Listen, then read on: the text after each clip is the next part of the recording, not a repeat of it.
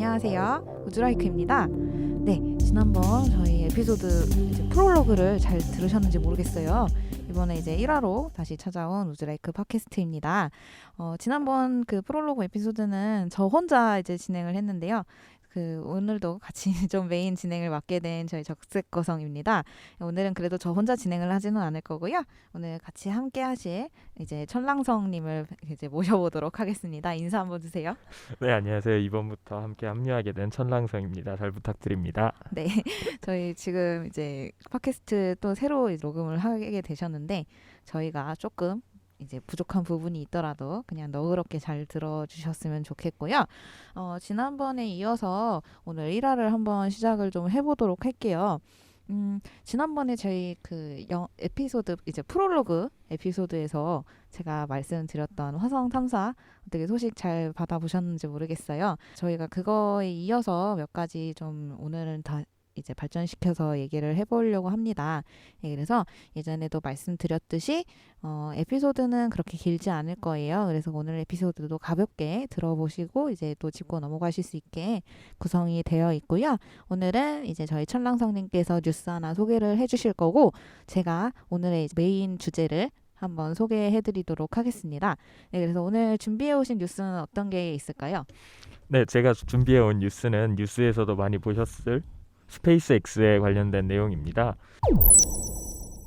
지난 5월 30일에 민간 기업으로서는 최초로 스페이스X에서 국제우주정거장으로 유인 우주선을 보내서 우주인을 보내는 데 성공을 했었죠. 그리고 또 얼마 전에 7월 30일에 그 우주인들이 지구로 귀환을 했다는 기쁜 소식입니다. 원래 지금까지는 우주 탐사라는 게 특성상 비용이 어마어마하게 들어가고 사실상 얻을 수 있는 수익이 거의 없다시피 했기 때문에 국가 기관들이 나서서 탐사를 나섰는데요. 아마 미국과 소련 그리고 최근 들어 중국 정도를 제외한다면은 사실상 우주 탐사를 했던 곳은 거의 없다시피 합니다. 그리고 국가의 국력이라는 것을 과시하기 위해서 벌어졌던 냉전 시대에 우주 경쟁이 있었는데요. 그 냉전 시대 때 미국과 소련의 경쟁 사이에서 먼저 달에 발을 디디기 위해서 노력을 했던 문레이스 시대 이후로는 사실상 우주 탐사가 거의 제자리 걸음만을 반복하고 있다라는 게 상당히 꽤 됐네요. 그렇죠? 꽤 그쵸. 오래 지났죠. 이제 소련이 아니라 러시아예요. 그렇죠. 그때는 소련이었고 사실 2019년 작년이죠. 작년이 아폴로 11호가 최초로 달에 착륙한 지 딱 50년이 되는 해였는데 네. 50년이 지난 지금에 달라진 게 뭐냐라고 묻는다면 사실 크게 바뀐 거는 없다라고 아쉽지만 말씀을 드릴 수밖에 없을 것 같아요. 혹시 그런 뭐 이유가 있을까요? 그때 사용했던 아폴로 계획을 이끌었던 로켓이 세턴 5호라는 로켓이죠. 그 로켓을 타고 최초로 달에 착륙을 했었는데 그 세턴 5 로켓이 지금까지도 가장 강력한 로켓에 속하기도 하고 너무 약간 이것도 그 허블 망원경이랑 조금 비슷한데 노인 착지 아닌가 이것도? 그렇게 되는 거죠. 네. 더 놀라운 거는 얼마 전까지만 해도 세턴 5호를 다시 만들어내는데 많은 어려움이 있었다고 해요. 당시에 우주 경쟁에 앞섰던 기술자들이 대부분 은퇴를 하거나 그랬기 때문에 새로운 기술자들이 다시 그 로켓을 만들어내려고 하는데 당시에 워낙 급하게 문레이스를 진행을 했기 때문에 네. 제대로 된 설계도 같은 것들이 전해지지가 않았다고 해요. 그래서 인수인계할 자료가 없었던 거네요. 그래서 박물관에 있는 전시 모델을 뜯어보면서 다시 복원을 했다고 해요. 오히려 그거를 복원하기 전까지는 퇴보했다라고 말하는 사람도 있을 정도로 상당히 우주 탐사라는 게 한때 문레이스 때 온 인류가 열광했던 거에 비해서 너무 초라해진 게 현실이었죠. 그 이유가 사실 우리가 못하는 게 아니라 안 하는 거잖아요. 네. 돈이 너무 많이 들어서. 그쵸. 진짜 중요한 이유이죠. 저도 그런 거에 대해서는 좀 들은 게 있었는데 이것도 어떻게든 돈이 들어가는 거다 보니까 예산을 따야 되잖아요. 그렇죠. 정부의 예산을 따야 되는데 말씀하신 것처럼 문레이스 시절에는 너도 나도 다 그거에 집중이 되어 있으니까 관심이 집중이 되어 있고 그만큼 큰 이제 화두일 수밖에 없으니까 거기에 어느 정도의 돈을 투자해도 아깝지 않은 그런 시기였던 거죠. 근데 요즘은 그게 아니잖아요. 꼭 경쟁할 만한 상황이 아니다 보니까 그만큼 이제 좀 소홀해졌다고 해야 되나 약간 중요도가 조금 떨어진 부분도 있고 그래서 예전보다 물론 그래도 뭐 미국이나 이런 러시아 이쪽에 이제 우주 탐사 능력이나 이런 거는 다른 나라에 비하면 훨씬 이제 고수준이긴 하지만 그래도 예전에 비하면 뭐 예산이나 이런 거 따오는 게 굉장히 어려워졌다고 그런 얘기는 저도 들은 적이 있어요. 그렇죠. 그런 어떻게 보면 되게 암울한 현실이겠죠. 그래도 그 암울한 현실이 타개될 수 있다면은 아마 이런 길로 타개되지 않을까라고 개인적으로 제가 생각하는 게 민간 우주 탐사예요. 네. 다들 많이 들어보셨겠죠. 뉴스에서든지 뭐 어디서든지 스페이스X가 상업을 목적으로 네. 로켓을 발사한다. 우주 탐사를 이끈다라는 이야기예요. 네.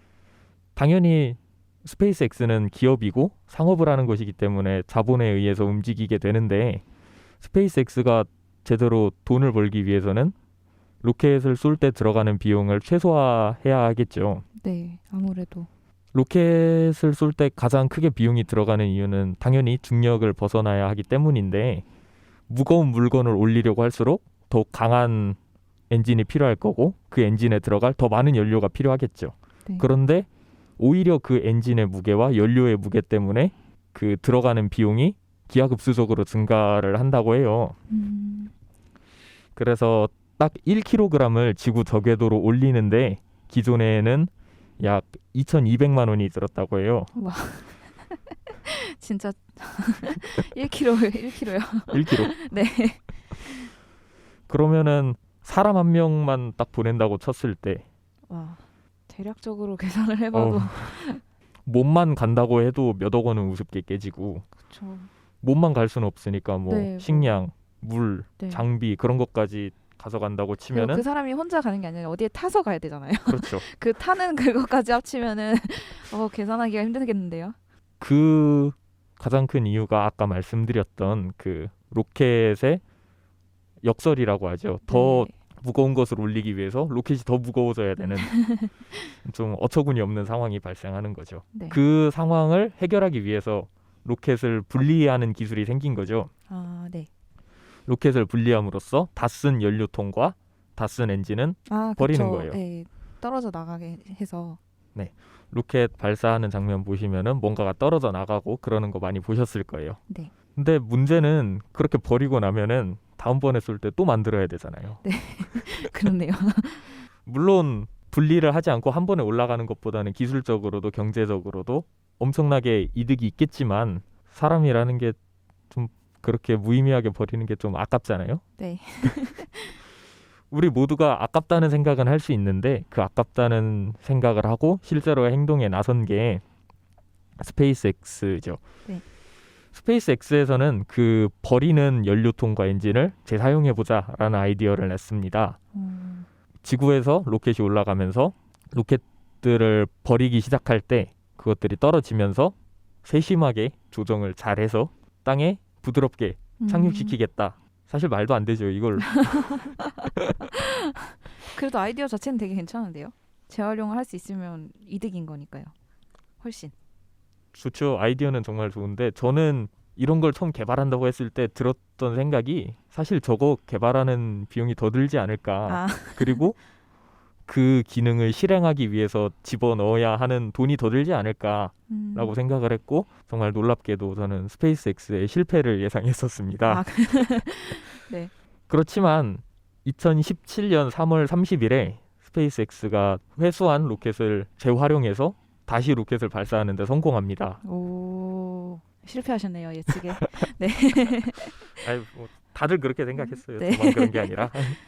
그렇게 해서 굉장히 비용을 획기적으로 줄였습니다. 네. 그래서 지금 스페이스X로는 빠른 시일 내에 1kg당 1,000만 원은 뚫을 수 있을 것이라고 이야기를 하고 있습니다. 반 이상이 주는 거네요. 반값도 더 넘게 네. 줄었죠. 그렇죠. 네.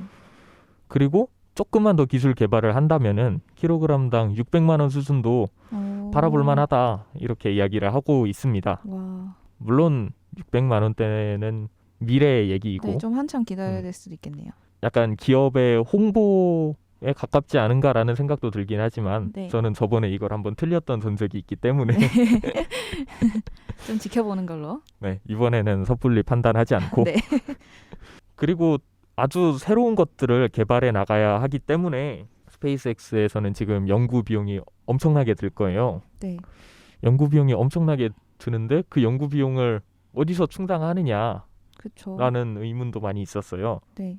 사실 제가 전에 스페이스X의 실패를 생각했던 이유이기도 하고요. 네. 왜냐하면 기업은 당연히 이윤을 추구하는 집단이기 때문에 뭔가 돈이 안 나오는데도 그 목적 자체가 고결하기 때문에 해야만 한다.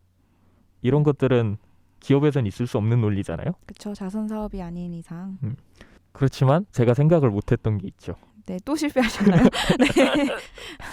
그 인공위성들이 상당히 많이 쏘아지고 있잖아요. 네. 그 인공위성을 쏘는 사업을 지금 개발한 재사용 기술을 기반으로 굉장히 싸게 수주를 하고 있다고 합니다. 네. 다른 경쟁사들에 비해서는 싸지만 스페이스X에는 로켓을 재활용할 수 있는 기술이 있기 때문에 값을 싸게 부르면서도 이득은 더 챙길 수 있는 그런 구조인 거죠. 그러네요. 그래서 지금은 민간 통신 위성 같은 것들을 많이 발사를 하고 있다고 합니다. 물론 다른 나사라던가 그런 곳들과 많이 협력을 하고는 있지만 조금만 더 형태를 갖추면은 독자적으로도 완전히 진행을 할 수가 있지 않을까. 그리고 그때가 되면은 스페이스X의 자본력을 바탕으로 다시 한번 예전에 문레이스를 재현할 수 있지 않을까 하는 바람이 되게 있습니다. 흥미진진한 시대가 되겠네요. 그렇죠. 그리고 스페이스X가 거기에 그치지 않고 로켓을 재활용하는 기술을 만들고 이것을 이용해 돈을 번다라는 거는 사실 지금도 어느 정도 이루어진 목표예요. 네. 계속해서 물론 개발을 하겠습니다마는 지금 골자에서 크게 벗어나지는 않겠죠. 그런데 스페이스X는 더 큰 야망이 있습니다. 네. 바로 화성 왕복과 같은 네. 프로젝트를 진행하고자 하는 거죠. 네. 거의 나사랑 비슷한 꿈을 품고 있네요. 그렇죠. 네. 그리고 나사는 탐사를 하겠다, 과학을 위해서 이런 네. 목적이지만 스페이스X는 돈을 벌기 위해 그런 것들을 하겠다라는 목적입니다. 물론 그게 뭐 나쁘다는 건 아니지만 네. 당연히 기업으로서 당연히 해야 되는 것이지만 우주 탐사라는 어떻게 보면은 확장을 해 나가는 인류의 본능이라는 게 자본 앞에서 휘둘리는 일은 없어야 하잖아요. 네. 그런 일이 생기지 않도록 잘 음. 우리가 지켜봐야 하지 않을까 그런 하는 거는- 생각이 듭니다. 네, 그렇죠. 그런 건 아마 사회적 시선도 좀 필요할 거고 만약에 그런 게 조금 너무 위험 수준을 넘는다거나 그렇게 되면 아마 국가적인 규제도 있지 않을까 그런 생각이 좀 드네요. 그렇겠죠. 뭐 네. 지금은 전혀 위험한 수준은 아니기 네. 때문에 지금은 오히려 도움이 많이 될 거예요. 많이 도움이 되고 네. 있죠. 그래서 강하게 응원하는 입장입니다. 네. 그리고 제가 해본 생각인데 네. 예전에 대항해 시대가 있었던 것처럼 대항해 시대요. 우주 개척 시대가 네. 민간 자본에 의해서 이루어지는 때가 오지 않을까 생각을 합니다. 그때도 그렇죠.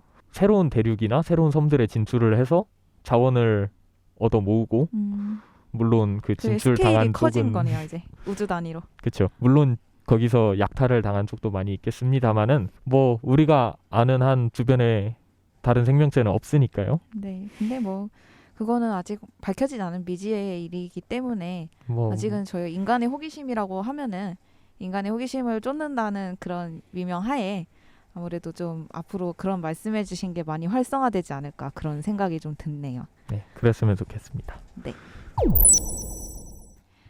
네, 여기까지 저희 그 이번 이제 스페이스X에 관한 뉴스랑 또 이제 이번 스페이스X가 가지고 있는 또 사업에 대한 성격 그리고 앞으로에 대한 이야기를 좀 들어봤는데요. 제가 오늘 또 이제 아까 말씀드렸듯이 메인 코너를 제가 한번 준비를 해봤는데 오늘 다룰 것은 사실 올해 2020년의 최대의 화두예요. 네, 모두 다른 분들도 인정할 수밖에 없는 최대의 화두인데요. 바로 코로나입니다. 네, 그래서 물론 저희가 코로나 바이러스를 다루려는 건 아니에요. 네, 근데 이제 올해가 벌써 반년 이상이 흘렀죠. 상반기도 다 지나가 버렸고 하반기에 접어들었는데 그 정말 올해 초에 시작했지만 정확히 구체적으로 말하면 작년 말에 시작을 중국에서 한 거지만 올해 초부터 조금 유행을 하기 시작했는데 그래도 금방 없어질 것 같더니 여전히 기승을 좀 부리고 있어요. 네, 그래서 제가 일단 간단히 그냥 코비드라고 얘기를 하도록 하겠습니다. 네, 그래서 이 코비드가 코로나 바이러스라고 해서 인식이 굉장히 안 좋아졌어요. 코로나에 대한 이름 인식이 굉장히 안 좋아졌는데 사실 이 코로나 바이러스 이전에 천문학에서의 코로나는 별도로 있어요. 네, 그래서 이 천문학에서의 코로나에 대한 설명을 좀 오늘 해드리려고 합니다.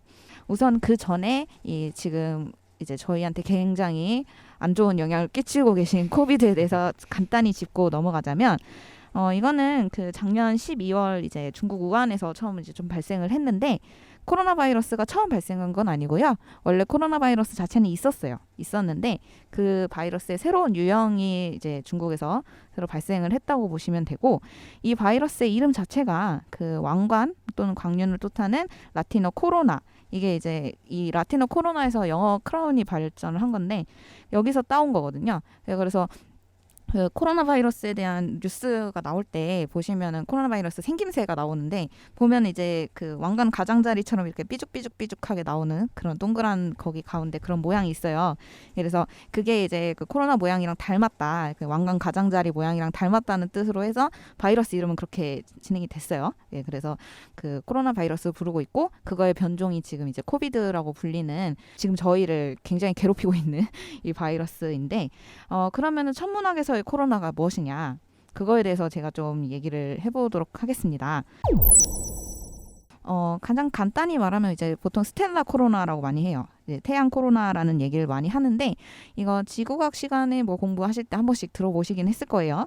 이 코로나는 태양 상층부에 그 플라즈마 형태의 대기를 말합니다.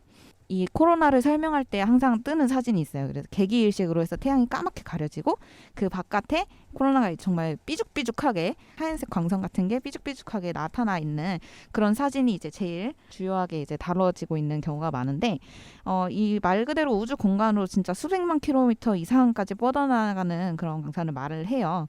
네, 그래서 코로나는 태양 표면보다 훨씬 뜨겁고 또 근데 이제 밝기 자체는 또 광구보다는 약해요. 그러다 보니까 평소에 햇빛이 이제 그 낮에 햇빛 너무 강하고 이럴 때는 거의 볼 수가 없고요. 진짜 개기일식이나 이렇게 태양이 많이 가려질 때 그럴 때 이제 가장자리에 있는 그 존재하는 코로나를 좀 볼 수가 있습니다. 태양 표면 이제 거기서는 좀 다양한 현상들이 많이 일어나요. 뭐 그 꼭 코로나가 아니더라도 홍염이나 뭐 플레어도 있고 그래서 여러 가지 현상들이 일어나고 있지만 이 코로나 자체는 워낙에 또 많이 멀리서 뻗어나가기도 하고 그러다 보니까 그 사진을 보시는 분들도 아시겠지만 이 코로나라는 것 자체가 태양을 이제 왕관처럼 감싸고 있어요. 그래서 감싸고 있는 것처럼 좀 보이기도 하니까 참고를 해주시면 되고 그 코로나라고 했을 때 검색을 했을 때 나오는 태양 코로나 사진들 보면은 사실 그거는 그 일식 때 보면은 태양 까맣게 가려져 있고 그거를 모든 이제 방면에 골고루 이렇게 광선이 빠져나오고 있어요. 그거는 이제 태양 활동이 활발할 때고 이게 흑점이랑 좀 비슷해서 흑점도 극대기가 있고 극소기가 있잖아요. 그래서 흑점이 많은 시기가 있고 좀 적은 시기가 있는데 코로나도 마찬가지로 태양 활동기에 따라서 분포가 조금씩 달라요. 그래서 태양이 좀 활동을 적게 하는 약간 뭐 흑점으로 치면 극소기 같은 그럴 때에는 골고루 분포하지는 않고 뭐 이렇게 극지방을 제외하고 좀 분포를 한다거나 이런 식으로 되어 있고 또 활동이 좀 활발하고 그럴 때는 그 태양 전체 그 보통 저희가 보시는 사진과 같이 전체를 이렇게 둥그렇게 감싸는 식으로 존재를 하고 있다고 보시면 됩니다. 네, 그래서 코로나 현상 같은 경우가 이게 또 플라즈마 형태의 대기고 진짜 멀리까지 뻗어나가기 때문에 가끔 이게 지구까지도 넘어와요. 그래서 이 지구까지도 넘어오는 거를 이제 태양풍이라고 하면서 태양풍 같은 경우에는 지구 대기나 이런 거에도 영향을 좀 주죠. 그래서 지구도 영 무시할 수만은 없는 그런 현상이라고 보시면 되겠습니다.